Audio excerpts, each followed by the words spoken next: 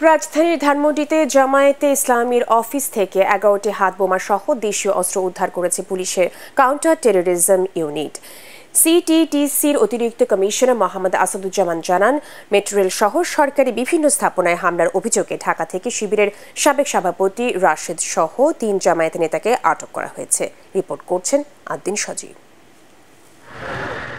ধানমন্ডির সাদ মসজিদ রোডের অবসর ভবনে প্রায় 5 বছর ধরে কার্যক্রম চালিয়ে আসছিল বাংলাদেশ জামায়াতে ইসলামী।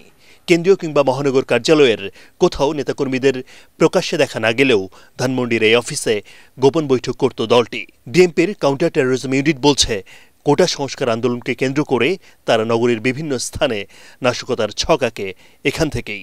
250টিরও বেশি ডিজাইন অপশন নিয়ে ওয়ালটন স্মার্ট ফ্রিজ, বোঝে আপনার প্রয়োজন। এই অফিসে আমরা অনেক আলামত পেয়েছি, তার মধ্যে এই সাম্প্রতিক নাশকতায় তারা যে সকল দেশীয় অস্ত্রশস্ত্র ব্যবহার করেছে, ভাঙচুর, নাশকতা, পুলিশের উপরে আক্রমণের জন্য তারা যে সকল দেশীয় অস্ত্র ব্যবহার করত, চাপাতি, ছুরি, লাঠি এবং এরকম বেশ কিছু উদ্ধার করেছি। পাশাপাশি হাতে তৈরি বোমাও আমরা বেশ কিছু উদ্ধার করেছি। গোয়েন্দা নজরদারির ভিত্তিতে জামায়াতে ইসলামীর মহানগর দক্ষিণের কোষাধ্যক্ষ মিজানুর, সোরা সদস্য আব্দুর রশিদ সহ ছাত্র শিবিরের সাবেক সভাপতি রাশেদকে আটক করেছে কাউন্টার টেরোরিজম ইউনিট। কেন্দ্রীয় নেতাদের অনেকেই আমরা ইতিমধ্যে গ্রেপ্তার করেছি। ডাক্তার আবদুল্লাহ আবু তাহেরকে আমরা গ্রেপ্তার করেছি ইতিমধ্যেই।